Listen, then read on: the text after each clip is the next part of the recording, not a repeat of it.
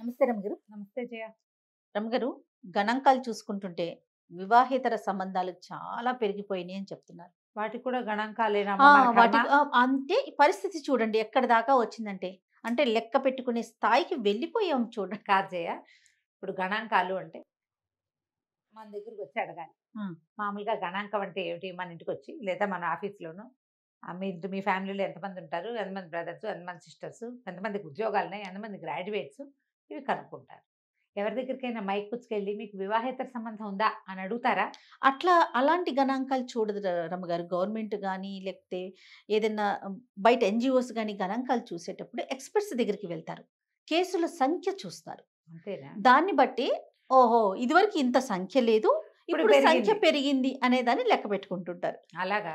అలాంటి అంతేగాని మైకులు పుచ్చుకుని దేవుడా! దానికి కూడా దిగజారిపోయామా మనం? లేదు లేదు. అవునండి ఇంకా నాకుంది. ప్రస్తుతం అవునండి నేను చేస్తాను. ప్రస్తుతానికి అక్కడికి రాలేదింకా. కొన్నాళ్ళకి అక్కడికి కూడా వస్తామో ఏం ఏం కర్మో పాడో దేవుడా! రమ్మగారు, ఏం పాడో రమ్మగారు చెప్పలేము మనం. హ్మ్. అది పరిస్థితి. అంటే ఇదివరకు కూడా ఉంది. ఆ! ఎప్పుడూ ఉంటూనే ఉంది. ఇప్పుడు అవకాశాలు కూడా పెరిగినాయేమో మన కర్మకి. అవకాశాలు పెరుగుంటాయి. విలువలు దిగిపోయి వలువలు విడిచేస్తున్నారనమాట జనం. అంతేగా? అంతేగా మరి. నిస్సిగ్గుగా ప్రవర్తించటం.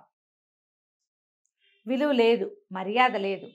వైవాహిక సంబంధం పట్ల ఒక విలువ, మర్యాద, గౌరవం, పార్ట్నర్ పట్ల ఒక సౌహృద భావం, వీళ్ళని చీట్ చేయకూడదనే ఇంగితం అవన్నీ పోయినాయి. అవును. అవన్నీ బేసిక్ విలువలు కదా జయ. అంతే. పెళ్ళిని గౌరవించడం, కుటుంబానికి ఒక గౌరవం, మర్యాద, సామాజిక పరమైన మర్యాదలు తగ్గిపోతున్నాయమ్మా. రాను రాను ఇదివరకు దీన్ని రహస్యంగా ఉంచాలని భావించేవాళ్ళు. ఎప్పుడైనా ఒకసారి ఏదైనా జరిగితే దాన్ని కప్పెట్టేవాళ్ళు. ఇప్పుడు ఏమిటో మరి జనం ఇలా రకరకాలుగా తయారయ్యారు. ఇప్పుడు ఈ గణాంకాల రీత్యా ఎక్స్పర్ట్స్ ఏమంటున్నారంటావు? ఇప్పుడు పెరిగినాయి అంటున్నారా వాళ్ళు కూడా? సంఖ్య అయితే ఇదివరకుతో పోల్చుకుంటే కాస్త పెరిగిందనే చెప్తా ఉన్నారు రమ్మగారు. అంటే అంటే దానివల్ల డివోర్స్‌లు అవి ఆ! పెరుగుతున్నాయా? అదే అనుబోయాను. డివోర్స్ సంఖ్య కూడా. ఇప్పుడు లాయర్‌ల చుట్టూ వెళ్ళేవాళ్ళు, కోర్టు మెట్టెక్కేవాళ్ళు, రకరకాల సమస్యలు తెక్కుతారు. వాటిల్లో ఇవి ఎక్కువైనాయి అనేది మనకి వినిపిస్తా ఉంది. నా అబ్జర్వేషన్ కూడా ఒకటుంది ఇందులో. ఎప్పుడో ఏదో ఒక చిన్న పొరపాటు చేశాము. దా దాని ప్రభావం మా వైవాహిక జీవితం మీద ఉంది. దీన్ని ఎట్లా కవర్ చేసుకోవాలి అని కౌన్సిలర్ల దగ్గరికి వెళ్తున్న వాళ్ళ సంఖ్య కూడా ఉండుండొచ్చు. అంటే నేను ఏదో ఒకటో అరో నాకొస్తున్నాయి అని నేను అనుకుంటున్నా. కాదు, ఇప్పుడు నువ్వు చెప్పిన దాని ప్రకారం చాలా వాటికి వెళ్ళిపోతున్నట్టు. హ్మ్. అంతే కదా? అంతేగా. హ్మ్. అంటే ఇదివరకటికి ఇప్పటికి ఒక డిఫరెన్స్ ఉందేమో అనిపిస్తుంది జయ. ఇప్పుడు ఉద్యోగ సంస్కృతి పెరిగిపోయింది కదా! అవును. ఈ ఉద్యోగాల్లో ఇలాంటి పీపుల్ కలిసి ఉండే అవకాశాలు ఎక్కువ. హ్మ్. ఇప్పుడు ఎవరిళ్లలో వాళ్ళు ఉండటం, ఆడాళ్ళు ఇంట్లో ఉండటం, మగవాళ్ళు ఉద్యోగాల్లో ఉండటం కాదు కదా! ఆడ, మగ ఉద్యోగాల్లో ఉండటం. అవును. అండ్ మరి మీరు అబ్జర్వ్ చేశారో లేదో కానీ నా అబ్జర్వేషన్ ఒకటుంది. చాలామంది ఆన్‌లైన్ కాపురాలు చేసేస్తున్నారు.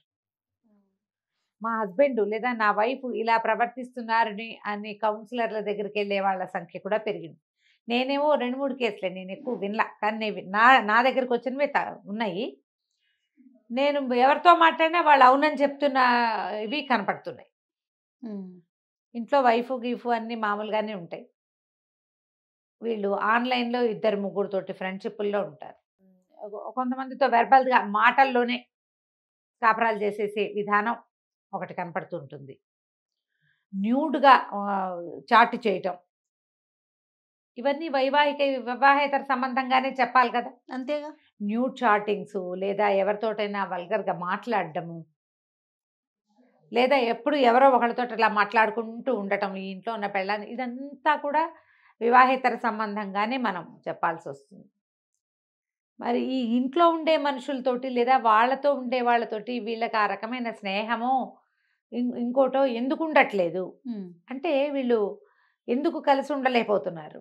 ఆ కలిసి ఉండలేని వాళ్ళు అసలు పెళ్లి చేసుకోకుండా ఏదో నచ్చిన చోట చేసుకోవచ్చు కదా! అంటే అలా కాదట. హ్మ్. ఈ పెళ్లి పెళ్ళిళ్ళు అవి నచ్చినప్పుడే చేసేసుకుంటారు మామూలుగానే.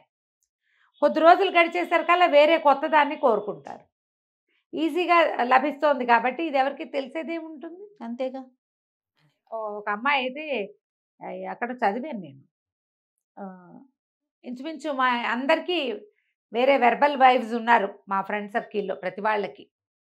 మాట్లాడుకునే వైఫ్‌లు, మాట్లాడుకోవడానికి హస్బెండ్స్ వేరే ఉన్నారు. ఊరికే హస్బెండ్, వైఫ్ అని పేర్లు చెప్తున్నాం. ఆడ, మగ ఎవరికి వాళ్ళకి ప్రత్యేకమైన ఫ్రెండ్స్ ఉంటారు. లేకపోతే ఈ బోర్డమ్‌ని, స్ట్రెస్‌ని జయించడం కష్టం అని ఒక అమ్మాయి చెప్పినట్టు.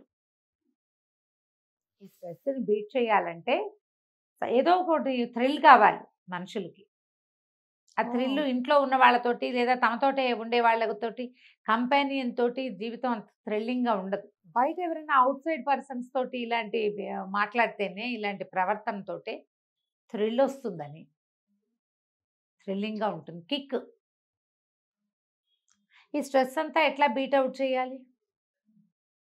నేను అనుకుంటాను ఊరికే ఒక ఆలోచిస్తుంటే జయ, ఇదివరకు ఇన్ని యోగా క్లాసులు, ఇన్ని యోగా సెషన్స్, ఇన్ని రకాల యోగాభ్యాసాలు లేవు.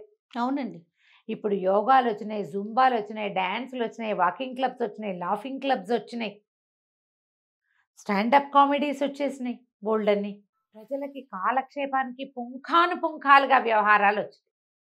ఏమిటి అయినా సరిపోవట్లేదా? ఇన్ని ఇంతవరకు ఏవమ్మా ఇవన్నీ? అవునవును. ఏం లేవు, మనకు ఫోన్లు కూడా లేవుగా మన బతుక్కి. మన దగ్గర ఏం లేవు మన చిన్నప్పుడు. ఎప్పుడో ఒక టీవీ వస్తే వారానికి రోజుకి 2 గంటలు 3 గంటలు మోగేది. అందులో సగం న్యూసే ఉండేది. అవును. పాపా అని మ్యూజిక్ ఒకటి దానికి. ఆ! గుర్తొస్తుంటే నవ్వొస్తుంది నాకు గుర్తొచ్చినప్పుడల్లా. ఇప్పుడు ఏవో ఒక చిత్రహారు, ఓ చిత్రవిహారు, ఒక బుధవారం ఒక సినిమా, ఆదివారం ఒక సినిమా, అంతే మన గోల. ఇన్ని రకాల కాలక్షేపాలు. దీంట్లో ఇదివరకు ఇన్ని ఊళ్ళు వెళ్ళిపోవడానికి, అక్కడికి ఇక్కడికి వెళ్ళిపోవడానికి ఏం అవకాశాలు ఇదివరకు ఉండేవి కాదు. ఇప్పుడు ఎక్కడికి కావాలంటే అక్కడికి వెళ్ళిపోవచ్చమ్మా. ఏ దేశానికి కావాలంటే ఆ దేశానికి వెళ్ళిపోవచ్చు. అసలు వీసాలే అక్కర్లేని దేశాలే 10 15 తయారైనాయి ఇప్పుడు. అవును. వచ్చేయండి మా దగ్గరికని. ఇన్ని ప్రయాణాలు. పోనీ చదువులు తక్కువ అంటే చదివి చచ్చిపోతున్నారు జనం. అన్నీ ఎక్కువగానే ఉన్నాయి రమ్మగారు. ఇవన్నీ ఉండి స్ట్రెస్‌ని బీట్ చేయడానికి ఈ ఉపయోది సరిపోదు. ఈ ఉన్నదంతా సమూహం చాలక ఇంకా ఇప్పుడు ఇలాంటివి. స్ట్రెస్ బీట్ చేయడానికి మన పార్ట్నర్‌ని మోసం చేయాలా? అది ఆలోచించుకో. ఇదొకటి. స్ట్రెస్‌ని బీట్ చేయడానికి ఒక అసహజమైన, అసంబద్ధమైన, ఎవరికీ చెప్పుకోలేని, ఓపెన్ చేయలేని, నలుగురికి తెలిస్తే నగుబాటుగా ఉండే ఒక ధోరణిని అవలంబించాలా? అవలంబించుదాం పోనీ ఏదో తాత్కాలికంగా ఒక పూట, ఒక్కసారి ఎప్పుడూనా మన బతుకి ఒక నిజము నిలకడ వద్దు. మరి కావాలి కదా! ఇప్పుడు ఇందులో నిజమేది, నిలకడేది? నిజము నిలకడ లేవు కదా! 2 లేవు. ఏదైనా ఒకసారి ఇట్లాంటివి జరగచ్చమ్మా జీవితంలో. మనుషులం కదా జయ మనం. మానవ సహజంగా తప్పిదాలు జరుగుతాయి. ప్రతి వాళ్ళు ఏదో ఒక బలహీన క్షణానికి లోనవటం అనేది ఒక లోక సహజమైన సంగతి. ఆడైనా మొగైనా దానికేం అంత చాలా ఇంకా క్షమ లేదు, మీకు నిష్కృతి లేదని అనలేం. అవును. జరగచ్చు. ఏదో once in a blue moon. That blue moon should be once in a life ఉండాలి. అంతేగా. అంతేగాని ప్రతి నెల వన్స్ ఇన్ ఏ బ్లూ మూన్లు ప్రతి నెల వస్తాయంటే ఎట్లా? ఇంకప్పుడు మనం ఎవరికైనా ఏదైనా ఒక ఎథికల్‌గా ఉండు, సరిగ్గా ఉండు, ప్రాపర్‌గా ఉండు అని చెప్పలేం కదా! అస్సలు. మనకు లేదుగా. ఎథిక్ లేదు, ప్రాపర్ థింగ్ లేదు, మనకేం లేదు ఇక్కడ. నువ్వు పిల్లల్ని ఎట్లా సరి చేస్తావు? నీ సబార్డినేట్స్‌ని ఎట్లా సరి చేస్తావు? నీతో ఉన్న సమాజాన్ని సరిగ్గా ఎట్లా ఎక్స్‌పెక్ట్ చేస్తావు? నీ దగ్గర ఒక్క సరైన సంగతి, ఒక సంగతి లేనప్పుడు, ఇది లేకపోతే బేసిక్ క్యారెక్టర్ లేనట్టు కాదా? 100% కదా! అంటే ఇదో ఇంతేనా అంటే అలాగే చెప్పాలి మరి. నీకు ఈ వైవాహిక బంధంతో ఇబ్బంది, ఇప్పుడు అవకాశాలు వచ్చినాయి. నేను ఇలాంటి మాటలు మాట్లాడకూడదు కానీ అవకాశం ఉంది. నీ దారి నువ్వు పో. అప్పుడు నువ్వేదైనా చెయ్యి. పోనీ నీకేది నచ్చిందో దాంతోటే ఉండు. లేదు అది కూడా కాదు. అది కాదు. చాలా రోజుల క్రితమే ఈ కథ నేను చెప్పినట్టే నాకు గుర్తుంది. ఇప్పుడు రైటర్ పేరు కూడా మర్చిపోయి చాలా రోజులైంది. ఆవిడ ఒక కథ రాశారు ఒక ఆవిడ మేడం. టక్కిన పేరు మర్చిపోయాను చూడు. నన్ను క్షమించండి ఆ పేరు చెప్పలేకపోతున్నందుకు. భార్య భర్త. ఈ భర్తకి ఆఫీస్‌లో ఒక అమ్మాయితో చాలా ప్రగాఢమైన స్నేహం ఉంటుంది. అది నాతో ఉంది అంతే, నువ్వు కూడా నాతోటే ఉంటావని భార్యని బెదిరిస్తాడు అతను. ఆ అమ్మాయి చచ్చినా ఒప్పుకోదు. ఇప్పుడు నేను కూడా ఎవరితోటైనా ఉంటానంటే నీకు ఓకేనా? నువ్వు ఆడదానివి, నేను మొగాడిని అంటాడు. నేను ఆడదాన్ని, సరే మరి అది కూడా అవతలది ఆడదేగా. నువ్వు ఉండేది మొగాడితోటి కాదు, నీతో ఉంటున్న ఆడదానికి వేరే కుటుంబము వ్యవహారం ఉన్నాయి. అది ఎట్లా నీతో ఉండగలుగుతోంది? నేను ఎట్లా ఇంకొకరితో ఉండకూడదు. ఉండకూడదు. నువ్వు మాత్రం ఉంటానంటావు, నువ్వు మొగాడిని అంటావు. నువ్వు మొగాడు అయితే అది ఆడది కదా. ఏం చేస్తుంది, ఓ రోజు సత్యనారాయణ వ్రతం అని పిలుస్తుంది, మొగుడిని తెగ తిట్టిపోస్తుంది, గొడవలు అవుతాయి. ఈ అమ్మాయికి ఓ చీర తెచ్చి ఆ అమ్మాయికి కూడా ఓ చీర తెచ్చానంటాడు. ఈ ఒకరోజు సత్యనారాయణ వ్రతం పెట్టి చుట్టాలందరినీ పిలుస్తుంది.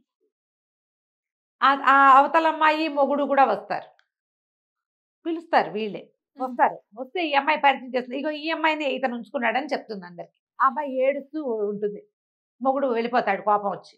మొగుడు వెనక నా జీవితం పాడు చేసావు నువ్వు అంటుంది. మరి నువ్వు చేసింది ఇక్కడ, రోజు నీతో నన్ను పోలుస్తాడు.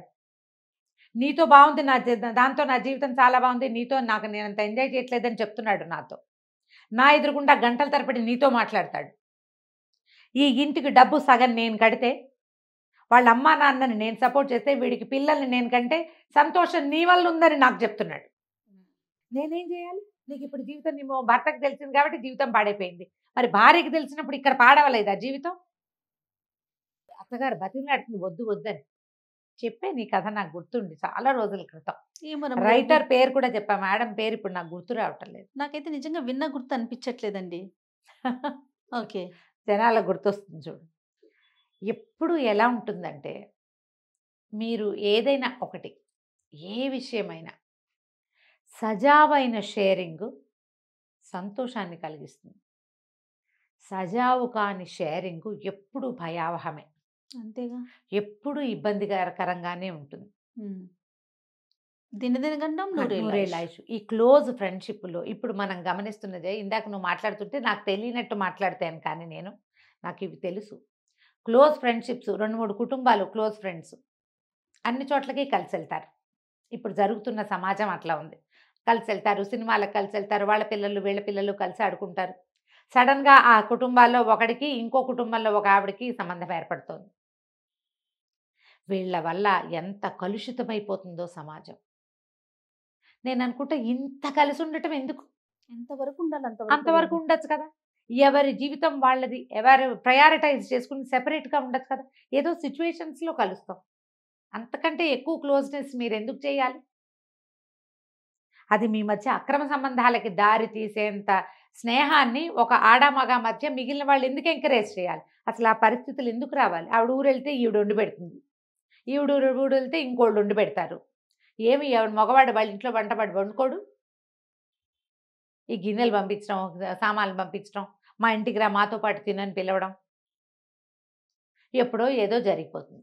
ఇక దాన్ని కంటిన్యూ చేస్తారు. పోనీ జరిగిందని సెపరేట్ అయ్యి జాగ్రత్త పడతారా? పడరు. తెలియలేదు కదా అని ముందుకెళ్తారు. అందులో ఉన్న థ్రిల్ అలా లాక్కెళ్తుంది. ఇతరత్ర శారీరక సంబంధాల వల్ల కలిగే థ్రిల్లు సహజమైన వాటిల్లో ఉండబట. చాలామంది రాస్తారు దాని మీద. థ్రిల్ కిల్స్ కదా, అంతే. అవునా? ఏ థ్రిల్ అయినా చివరికి అదే కదా. మీ పిల్లలు ఏమవుతారు? అసలు మీ మనుషుల మధ్య సంబంధాలని సజావుగా అర్థం చేసుకోవడం కుదురుతుందా? కష్టం కదా. ఎప్పుడైనా ఒక పొరపాటున ఏదైనా జరిగితే దాన్ని అక్కడ సరిపెట్టేసేయాలి, వెనక్కి తిరిగి చూడకూడదు. ఈ ఇది ఇందులో ఏమవుతుందంటే, ఒకడు జాగ్రత్త పడాలనుకుంటారు ఆడో మగో, రెండో వాళ్ళు వదిలిపెట్టరు, బ్లాక్మెయిలింగ్కి దిగుతారు. బ్లాక్మెయిలింగే, అది కూడా ఇబ్బంది. ఇంకా తప్పదు, చివరికి హత్యలు, మరణాలు, లేకపోతే డివోర్సు, అక్కడ దాకా కుటుంబ విచ్ఛేదము, పిల్లలు అన్యాయం అయిపోవటము, అందులోకి వెళ్ళిపోతుంది. ఇది అందాక పోనివ్వద్దు.